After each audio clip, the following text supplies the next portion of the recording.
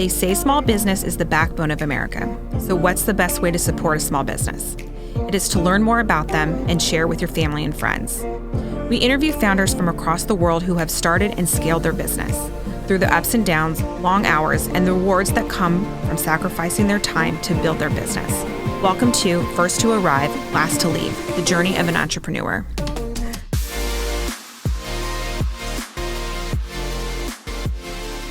All right, welcome to another episode of First to Arrive, Last to Leave. I have the founder and CEO of GrowthWise Search Partners, Katie McConnell Olson. Katie, welcome. Thank you. I'm so happy to have you here. We have met, through the 10K SB world and the women's world, and then we got to meet in person at the summit. It was so cool. You're based out of California, correct? Amazing. I am. Yes, and I'm interested. I really want to talk to you because you're in the process of really working on expanding. And actually, this is a great topic because I just saw somebody in a Vistage forum ask about expanding on you can build a business where you are locally, which I'm never going to say is easy, but it's easier. And then trying to expand a new territory where you're trying to build those relationships, trying to find the people. I definitely want to talk about all of this because I know you're kind of in the thick of it. So I'm sure you have a lot to share. But before we get too deep in those weeds, do you want to tell us a little bit about GrowthWise Search Partners and a little history on it? Like what made you start it and, when you started it? Yeah, absolutely. So I'll kind of back up and thank you, by the way, for having me be here. Always nice to see you. So my story. So I actually have an accounting background. I'm kind of a numbers nerd at heart, and I love to understand the backbone of how organizations are run from a financial perspective.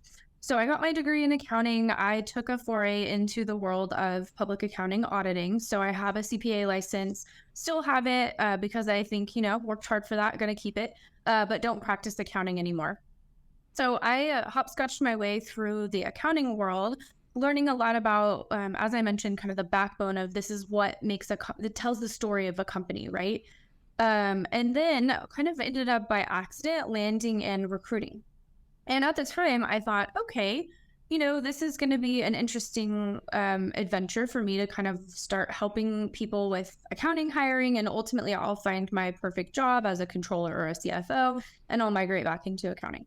And what I found is that I really loved helping change businesses and helping change people's lives. And so the really rad thing about recruiting is that you get to wake up every day and help businesses grow, right? The business that says, I can't, grow because I don't have an accountant or I don't have a whatever key role to help me get to the next level. We can help find that person and put them in the chair and then watch the business grow exponentially. And on the people side, we get to tell people, hey, I get to get you closer to home, get you a better boss, a better growth path, more money, all these things that are really life-changing, which is really awesome. So I ended up finding my way back into accounting, running the recruiting organization within a very large accounting firm. So fast forward about 8 months into that, and we were getting calls about clients that needed hiring.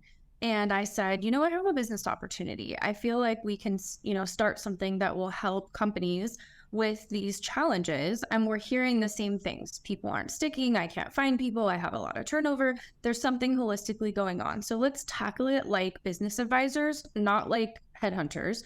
And let's really solve these business problems.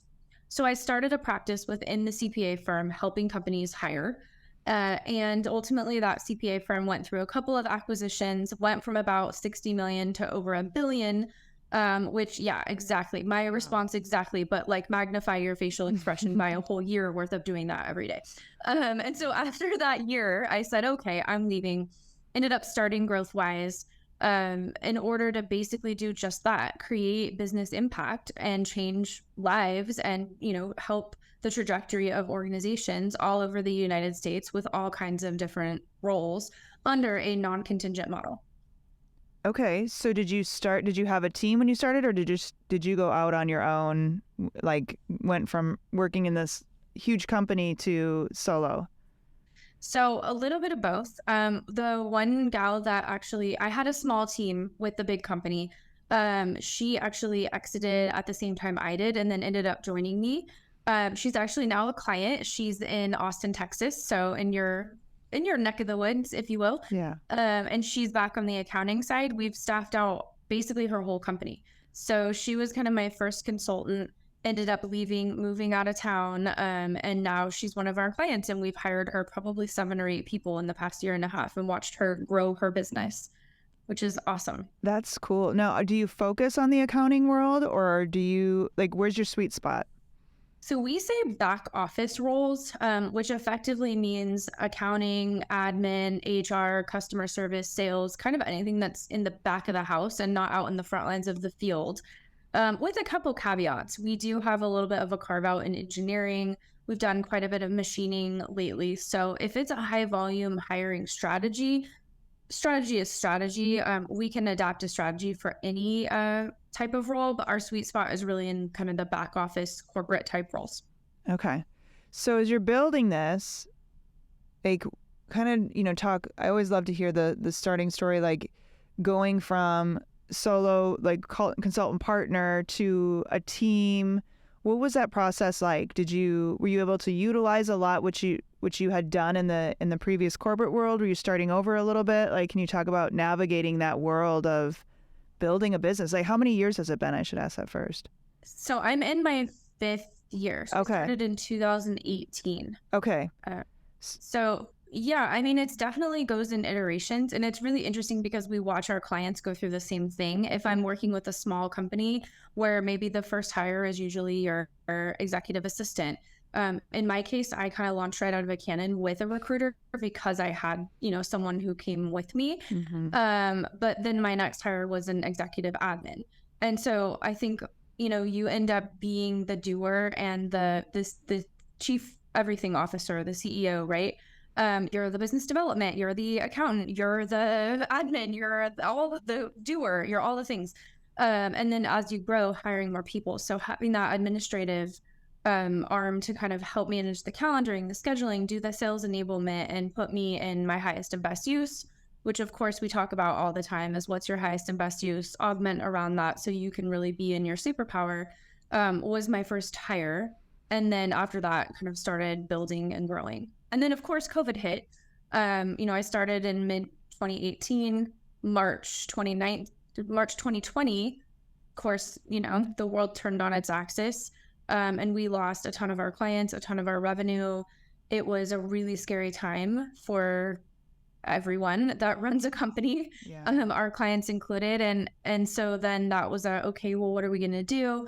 Had a period of rebuilding where it was back to me and an admin. And then we rebuilt again with a slightly different business model. And of course, we just saw the market go boop, boop, which was unexpected. And then everyone needed a recruiter and no one could find people. So it ended up being prosperous for us, but it was, a V shape for sure. Yeah. And it's very scary when you're at the bottom of the V shape and you have no idea that it's about to become a V. You're like, is this going to stay, you know what I mean, down for a while? And you never know. I think business hopefully works a little bit like the heartbeat. It goes boop, boop, boop, boop, boop, boop. And sometimes it feels like, we always talk about riding the roller coaster of you're just strapped in and you're stuck and you can't get off. And sometimes it's fun and sometimes you're just, crying and hoping for it to stop. Yeah, been on both sides of those for sure. What did you change? Maybe within the same day. Yeah, exactly. Yeah, and honestly, we'll go hour on this one sometimes. But what did you change in your business when you said you had to make some shifts? What changed in those shifts when you were basically restarting in some areas? Yeah, absolutely. So we have always been non-contingent. It's something that I really believe in. What does that mean exactly? Yes. Okay. So most recruiters and headhunters, especially all the large agencies, they typically charge a percentage of salary. So Erin, if you wanted to hire, let's say that executive assistant, you might go to an agency and they're going to give you resumes. And if you make a hire, you're going to pay, say, 30% of their salary. Okay. So what that means is that if you pay that person, let's say $100,000 person, you're going to pay a $30,000 fee. Now, let's say that person ends up negotiating and you have to pay them $110,000. Well, now you're going to pay 30% of $110,000 instead of $100,000. So it's contingent on the hire and it's typically a percentage. I am a bit of a market disruptor. Well, I'm just a disruptor in general. And I said, I don't like that. I don't think it's fair because it incentivizes expediency, not a long-term hire, right? I don't get paid unless you make a hire. So you better make a hire fast, irregardless to your business. I don't like it.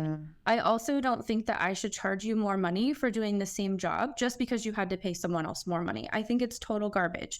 So I said, we're going to do this different. We're going to charge on value.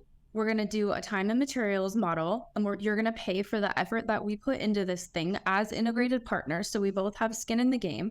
And at the end of the day, you're going to pay a success fee for our work that's set up front, that you know right out of the gate, that's totally transparent, regardless of what that salary is. So we set up that model from the get-go, which is more consulting based, runs more like a CPA firm or a law firm than a contingent recruiter, incentivizes the right things, and is really value oriented. That said, my pivot in COVID was to also do kind of like a outside recruitment placement outsourcing, if you will. So we essentially also do another business model now that we didn't have before COVID, where we are your recruiting department.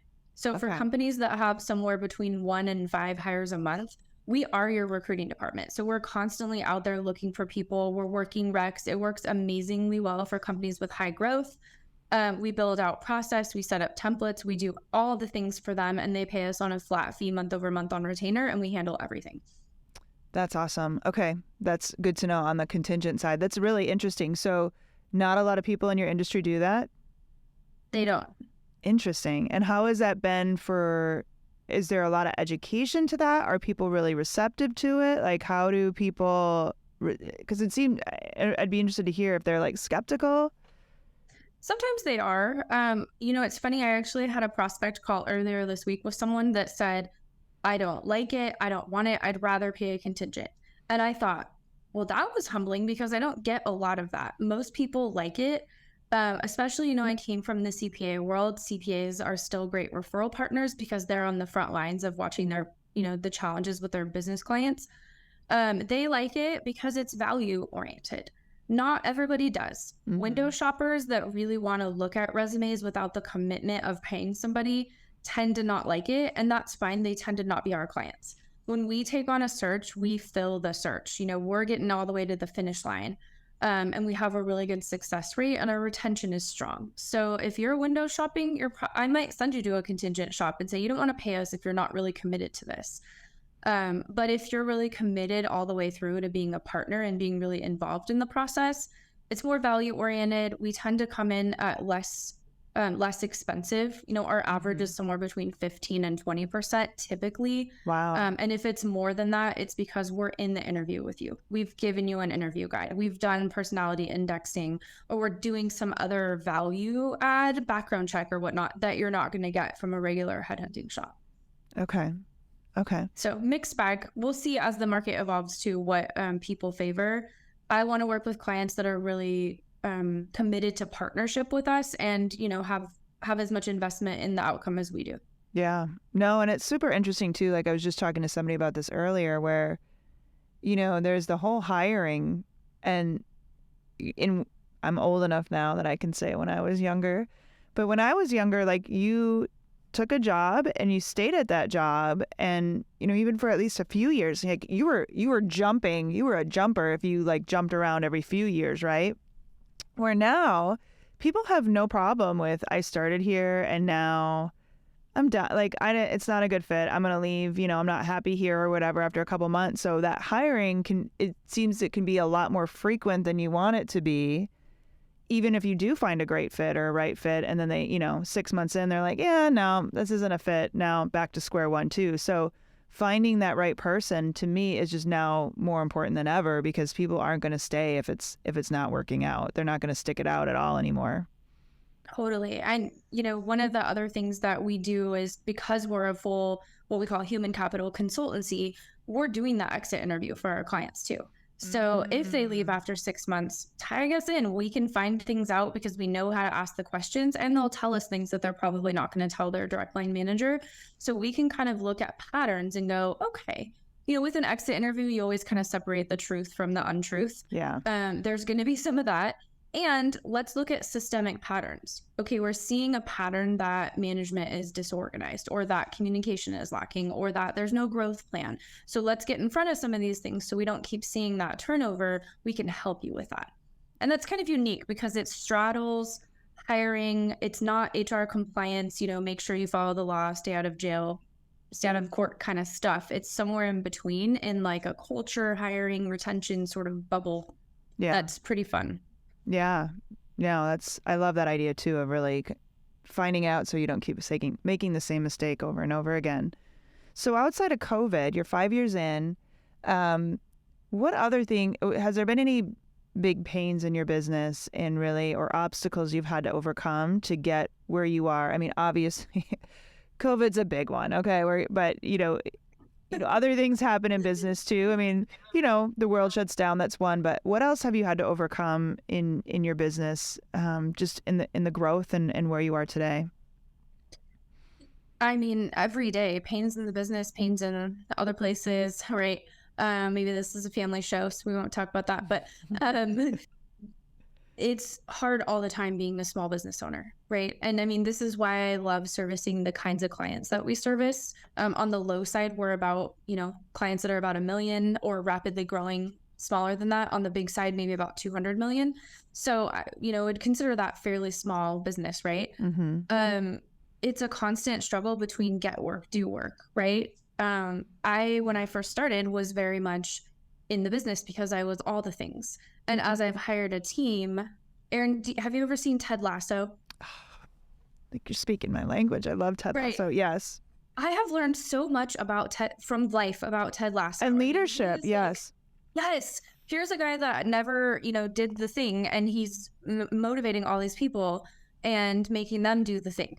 And I think it's really challenging for many business owners when you started the business because you're the best at doing the thing. You're on the field. And now all of a sudden it's like you can't run the ball down the field and be the coach and be on the field and the sidelines at the same time. So get out of the way, and Mm-hmm. Ted Lasso stands on the sidelines so well. That show has been so motivating for me to kind of watch between the lines on like, okay, this resonates because sometimes I want to be on the field and just, okay, everyone move out of the way. Let me show you how it's done. And I've really challenged myself and told my staff people, if I'm doing that, shove me back out of the way and tell me no. Don't do it for me. Show me how to do it, because that's how they're going to learn. And so the transition from player to coach is, a constant work in process. I love that analogy. And when are they coming out with season 3? But I digress. Right? Oh my gosh. I wore a Ted Lasso shirt to the gym this morning. It's funny you brought him up, and people were like, when is season 3? I'm like, I don't know. All the inspirational quotes that are Ted Lasso. And one of his other ones that's one of my favorite is he gives some advice to be a goldfish. We remember things for 5 seconds. And that's something I've really had to learn too, is not to take things so personally. We don't have a 100% track record. Who does? Mistakes are made, and letting people make mistakes and get messy is something that I've really struggled with, because I like everything to be perfectly packaged and delivered for our clients. And we have to give room for margin of error to get creative. And also, we're in the people business. So while our retention is very, very strong on our hiring, it's not 100%. Sometimes stuff happens. Sometimes it's not a good fit.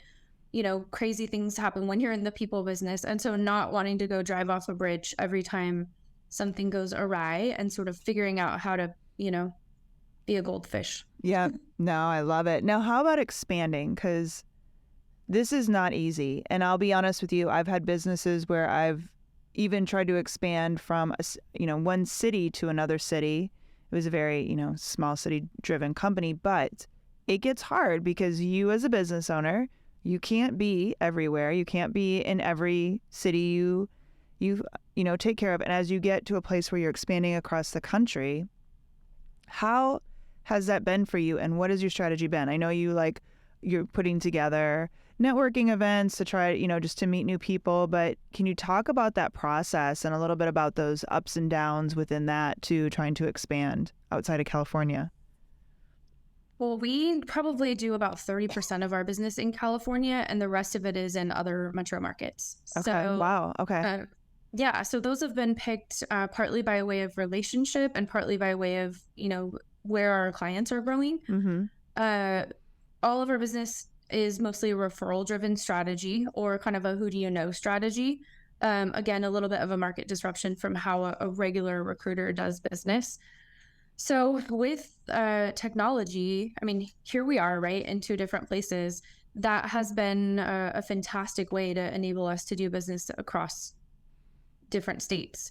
As long as we know the metro market and we know the strategy, we aren't really finding that geography has been a constraint at all, except for on the networking side when it comes to really, we're in 2D right now. I'm hearing you, I'm seeing you, but I'm not experiencing you in all five of my senses.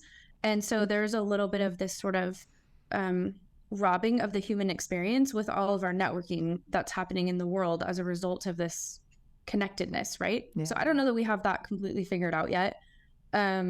I'm traveling more now than I did before for sure to get to other places, but some of our biggest clients we've never actually met in person. We do everything on Zoom. Wow. How are you hiring too? Like, so if you're expanding to a city, maybe your clients there, whatever, do you have staff in that city, or are you guys still pretty much staying remote where you don't, like, is there a relationship side that you want to stick to where somebody can go to local things and start meeting people? Like, how do you navigate that? I mean, I don't know that I have that figured out. I don't have that figured out. There's a couple metro markets that I would love to get entrenched in more, including the Texas market, as you know, where you are. I think it really revolves around the FaceTime of being there. There are a ton of networking groups that have chapters all over that are mostly virtual, which is great. And some of them are starting to migrate back to in-person, which I think is also great. Mm-hmm. My team is here in California. We're actually in the office today. We're in 2 or 3 days a week of our 5-day week, and I do maintain an office. So I strongly believe in the presence in person, in engaging all 5 of our senses, in making, community together as a team, and kind of keeping that small business feel. So I won't migrate to a completely virtual environment. We do have a client right now that's not in my market that wants someone on site once a week, and it will necessitate a hire of someone that's not going to be here twice a week with us. So that will change the dynamic of the business. And, buckle up, strap in for that roller coaster ride of, I could be talking to you 6 months from now and saying it all blew up in my face, or I could say we've pivoted and adapted and figured it out and we're making it work. Yeah. You got to try it though. You got to get in. I think that, that's the messiness and the beauty of business ownership, as well as sort of the terror ride, is okay, let me try it and get messy and then fail. Mm-hmm. All right, well, that didn't generate revenue, or well, that did, but it completely distracted me from my mission. So let's not do that anymore.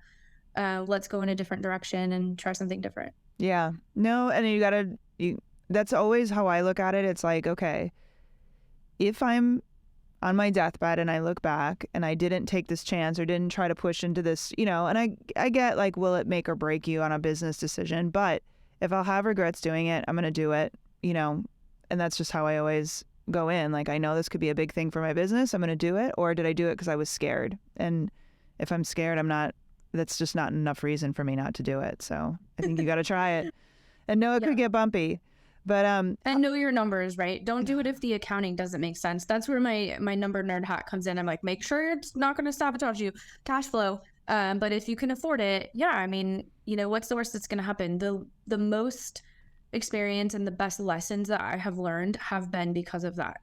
Yeah. Skin knees. Yep, 100%. So this is a perfect segue into the 10K conversation, 10K SB conversation, because it's funny you mentioned that, because if I were to ask 100% of SKB, 10K SBers, probably 99% of them would say the best thing I learned was learning my numbers and learning and understanding numbers. So you being a numbers person and going into this, can you talk about, GrowthWise Search Partners pre-10K SB and then post-10K SB, and really what was the eye-opening things for you and what changed for you? Yes. So yes, I felt so bad for the people that had never been in an accounting class before. All of our creatives that got a 2-week crash course in the MBA of finance. I'm like, oh my God, you poor people. I had a little bit of a leg up since, I have a CPA license. But I really used that time to hone in on my pro formas, my projections, kind of really looking at more ratios. And so it was still really valuable. I just kind of went 2.0 with what I was already doing with my numbers, which was great. And the coach that I had was absolutely incredible. She also had an accounting background and really helped me through, some of those little bits and pieces. My biggest piece of value from the Goldman Sachs program was the community. And I have to tell you, I actually just joined a local CEO forum group here in California, although we're meeting online too, because I miss that community so much. Just the value of being able to pick up the phone and, call you and say, I am on the roller coaster ride today, and tell me that it's going to be okay, because I feel like it's going to crash and burn and we're all going to live in a van down by the river. And just being able to have someone on the other end say, I was there 3 months ago, and let me give you a pep talk and bend an ear. And just, we all need that so much, because it is very lonely. And the bigger that you grow, the lonelier that it seems like it is. No, it's true. Well, and even just, because you were virtual, right? Like you did the national court. Okay. Yep. So and not that this isn't possible virtually, but I will tell you, like our group, you could see the change like from week 1 to week 10, where a lot of times as entrepreneurs, we gather, like you don't want to be the weak link, right? So whenever, oh, how are you doing? I'm so good. I'm busy. I'm just so busy. Like we just come up with this like armor that we can't, I don't want you to see me. It's like social media. The world is social media. The more I look perfect on social media, the better off things are. I need you to know it's perfect. It's all good. And what that did for us was like, all of a sudden you saw like week 8, 9, 10, it was like the rawness happened, where the fake smile wasn't on anymore. Like the emotion, like it's just like, and not that you want to be Eeyore, but it was like, here's the real deal. Like I'm struggling. Like this has been really hard. Or my best employee, like we have a Slack group that we still connect in and we still talk. And it's been a year. It was a year ago today that we started. And in the Slack group, there's like a channel in our Slack group, like, I just need to get stuff off my chest today. Like I've got to be, and what somebody just put in there, like my best person kind of just came from right field or came from left field and quit on me today. Like things have been really hard. I'm just, and it's just like, just to have those abilities to be honest. Because as a CEO, sometimes it's really hard. Like you're right. The higher you go up, the lonelier it gets. And then when things are kind of falling apart, do you really want to be that person to tell others that things are falling apart? Do you guys, do you still connect with your group, like out, like where you're still talking and still getting together? I am, a natural networker. Social capital is my most important asset.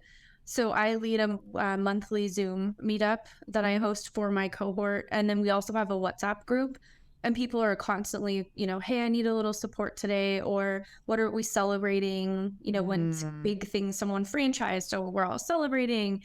Or just advice. Hey, does anyone have a template for blah, blah, blah, a non-compete agreement, or of course the federal government is going to get rid of those, but some kind of legal template or whatever people need to be able to share resources and things like that. Yeah, that's another important thing too on the wins. Like how many times is it just like you had a good win and it's like, okay, on to the next thing, right? And just like you don't even take that time to really celebrate that win. And it's so important to do that stuff too. I think it's awesome to have that group in there. What was your growth plan? I want to come back to the celebrating wins, by the way. Don't do that. Plan for me, it was continuing organic expansion through more of what we were already doing. So I didn't have I'm going to launch this additional service line. I've actually kind of let some things go, and we've tried to get more of a narrow and deep river rather than a wider river. As I've learned about, just because it makes dollars doesn't mean it really makes sense. And so my growth plan was really kind of getting more narrow and expanding revenue growth, and then organic team growth through client impact. Okay. I love it. I love that. Not all money is good money. Very good lesson. So what were you going to say about the wins? Oh, celebrating successes. We talk a lot about retention and company culture, right? In my organization, we have a champagne bell. I literally got it from World Market, and it says ring bell for champagne. It's like a little, bellhop bell. We have it in the office, but even if we're virtual, we always send out a message, ring the bell, anytime somebody makes a hire for a company. So that's something that we do. And then when we're in the office, we, run over and ding, ring the bell. And then if we win a new client, we ring the bell. So it's kind of like this fun way that we can celebrate together, and all be on the same team when we score a goal, to use Tad Lasso term, which is fun. And I would tell every organization, if you're not doing that, really spend some time after you listen to this conversation thinking about, well, how are we celebrating wins and how can we get unified with something as little as an $8 bell to really unify our mission and celebrate the little things. I love that advice. It's like so simple. We think we have to do these extravagant things, but it's the simple things. And that's a great, you're like giving me great segues, but a great segue into another question in the sense of, what have you done outside of Champagne Bell, which I love, to really cultivate and build your team? And, in a world that I'm sure recruiting, or placements, I'm sure there was a ton of opportunity to jump ship and go other places. What did you do as within your business to really cultivate that and, get people to feel big, like a bigger part of something? Yeah, that's an interesting question. So we actually rebranded the company last year. It did have a different name that I started with, that wasn't super representative of what we were doing. So the rebrand last year, which actually after I got back from Washington, D.C., Goldman Sachs, I said, okay, you know what? As painful as the rebrand is, and for anyone listening that's gone through it, I feel you. It is a giant pain. This has to happen. So we did that. And as part of that, we actually turned inside out the core values. And it was a great opportunity to relaunch the core values and make them really more impact oriented and less prescriptive, if you will. To make it feel more like, why do we come here every single day? And what are we really trying to do? And make it more mission oriented. So as part of that, there's now a welcome video from me when candidates start on their first day that kind of talks about the mission. I got that from the CEO of Taco Bell, who's doing a lot of this work and is an incredible person. He's very about being mission oriented, and they have amazing retention and growth plan in the fast food industry, right? And so he did it. And of course, his went viral on YouTube in like 30 seconds. And, they've been getting all kinds of applications. Mine, not so much, but still, taking his advice and trying to make it more of an impact oriented place where we're all on the same team every single day to achieve the same goal. And it's not, one person's here because it's just a job and they're here for the money, and one person's here because, it's a condition of their parole. Some of that is the interview process. And other pieces of that are, I think, mission alignment. So that was a big lesson for me last year. I had turnover on my team too. I had turnover on COVID because of COVID.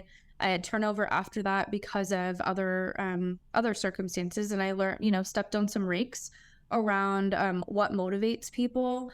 I think I work a lot harder I work more hours, I should say, than others on the team. And I've had to learn to set a better example as well, because it's not the culture that I want to create, and it doesn't keep people, no matter how much, it just doesn't. So everyone's motivated by different things, and I'm learning every day as well. I'm in the trenches with our clients, learning these lessons along with them. I love it. I love stepping on rakes. I've never heard that term before, but I like it. All right. You want to do some rapid fire? Rapid fire me. Okay. All right. What is your favorite beverage? Oh, red wine. Okay. Any specific, what's your favorite? If I could buy you any bottle, what's your favorite? Oh gosh. Well, I'm so close to Napa. So Napa Cabernet, of course, is where our California hearts are there. I'm having a love affair with Bordeaux Reds right now, having just been to Bordeaux last fall. I'm really into wine, so I study it. I travel the world taking wine classes and nerding out on, secondary fermentation. So I'm super into it. I love it. But give me a good Napa Cab any day of the week. Okay. Best advice you've ever been given? Oh my gosh. And outside of everything Ted Lasso has said, which has been very helpful, I think, I don't remember who said it, but my favorite quote of all time is, if you want things others don't have, you have to be willing to do things others won't do. And I remember that all the time when I'm, oh, do I really want to go to the gym today? Well, no, but you know what? if you want those gains, if you want to have the thing, you got to be willing to put in the time. And the same goes with the business, with fostering relationships, with all the hard things, right? Yeah. No, it's so true. There's just days where I'm like, do I really want to keep doing this? But it's like, or go back to what you had, Erin. You know what I mean? Yeah, that's your other option. So. Do you listen to Glennon Doyle? Her podcast? Yes. Love her. I do too. That is such simple advice. We can do hard things. Yeah. We can. We have, and we do. Yeah, like if most of us look back on our life, like the things that we've endured and the things that we've gone through, like, but then we get through them and we're like, oh, it wasn't that bad. You know what I mean? Like it was really hard while you're going through it, but then, and it's like if you just kind of continue that, and I agree, like, because if you're just not, there's this temptation of just hitting a point. Like I was just listening to a book the other day where it's like, you're never going to hit a point. Like the goal is like, success is not, I'm done. It's, you have to have that mentality that's a continuation of growth always. Like that's what it's going to be. Otherwise it's really not worth living. But sometimes that plateau feels a little tempting. Yes. Well, and the human brain psychologically is designed to not remember things as being as hard as they really were. Like you have children, I don't, but I hear that it's pretty terrible to give birth to them. If we remembered how awful it really was, we probably wouldn't have more. Right. So biologically, we're designed to go, oh, well, it wasn't really that bad. So I think if we can keep that in mind, it's like, well, I'm going to look back on this and, think of the fondness, the good old days. We always think about the good old days. Like they weren't really that good, right? They weren't as good as we think they were. They're probably better now. But, we romanticize. So true. All right. Dinner with anyone. If you could have dinner with anyone alive or passed away, who would it be? Oh, my gosh. Okay, so I kind of want to say Ryan Reynolds because, I was this close to having him go out to dinner with me when I saw him from afar at Goldman Sachs in July, right, at the ball field. Yeah. I missed that day. I'm so bummed. Oh, I mean, I'm pretty sure he saw me and there was definitely, we were going to go to dinner, but then, He was ready to leave Blake. I heard it. I read it somewhere. I love her too. She can come too. But he is, in addition to being hilarious and, really good looking and funny and creative, he's doing all kinds of really awesome entrepreneurial things. I look at people that have children on top of business, and their hands are in all these pots, and he's got the aviation gin, and it's like, how are they doing it all? So I'd love to just have a conversation with him. Justin Timberlake for the same reason. Yeah. He's doing so many cool things and he's an entrepreneur and just seems like a really fun person to hang out with.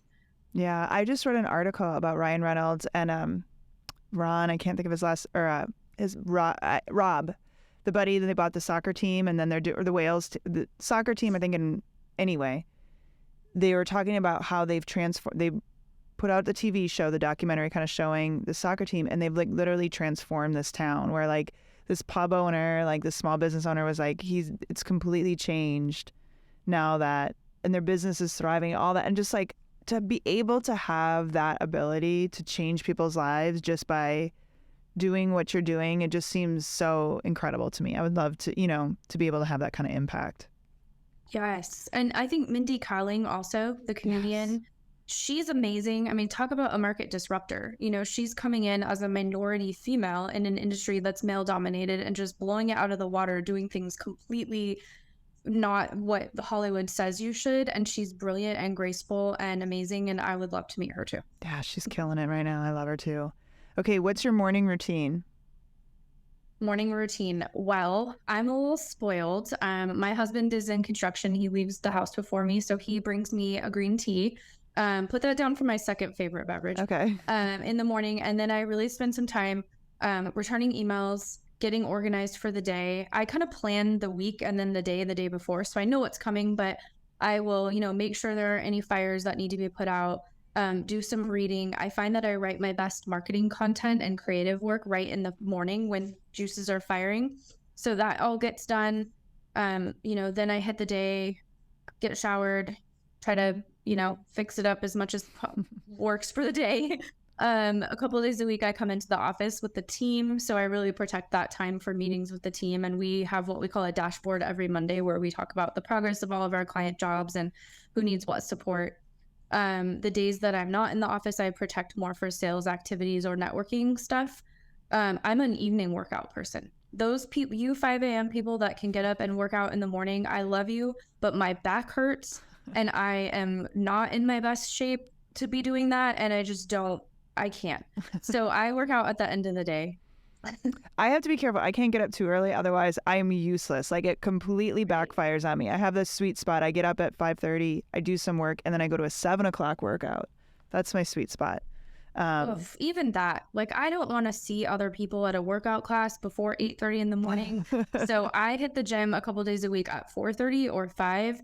The other days I work out with my husband, and we have a home gym set up, and we're both like 6 to 7 p.m. workouters. Of course, we don't have kids, so, you know, we can live our best lives like that. But I'm just have more power behind me in the evenings. No, I hear that though, for sure.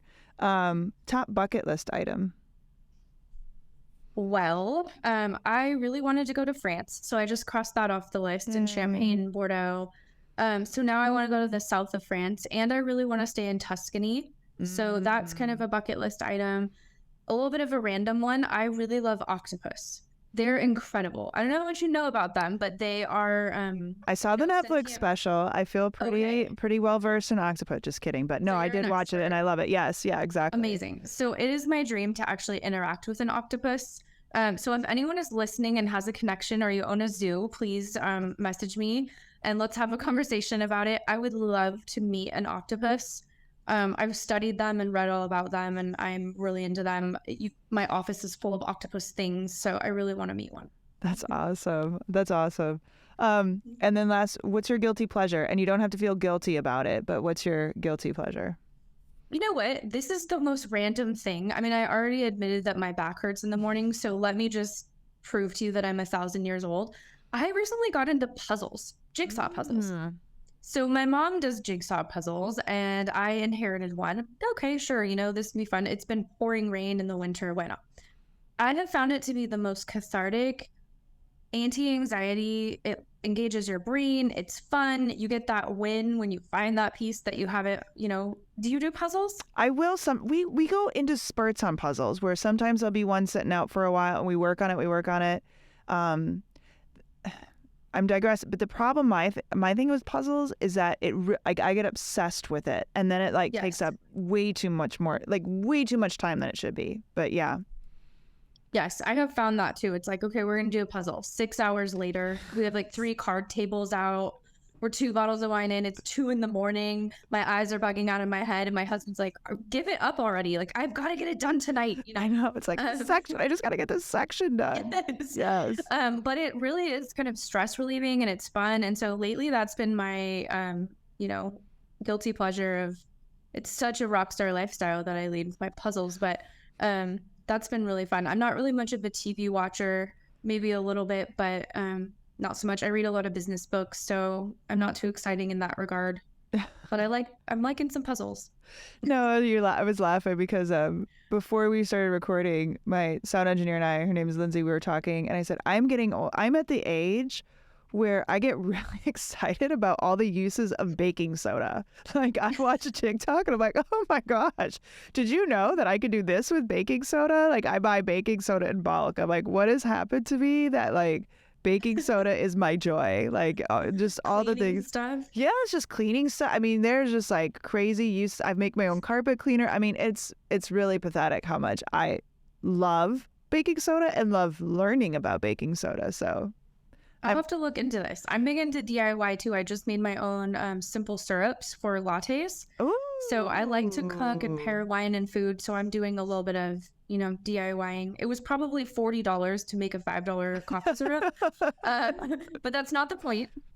Right. No, I'm totally in that place where I'm like, I'm going to make it myself. And I'm like, I just spent $70 to make cupcakes I could have bought for $8 at the grocery store. But they're made with love, I guess, is the what's in there. So, Katie, if somebody wanted to get a hold of you, where is the best place for them to go? Yes. Well, hopefully I'm pretty accessible given that I'm a recruiter, right? So we're out and about a lot on LinkedIn. Katie McConnell Olson, CPA, PHR is my LinkedIn, or you can find us through GrowthWise Search Partners on LinkedIn or Google. Katie@growthwisesearch.com is my email address, so I'm reachable there as well. And those are probably the best places to find me. Awesome. And of course, all that will be on our notes page over at firsttoarrivelasttoleave.com. Katie, thank you so much for joining me today. I really appreciate it. Thank you.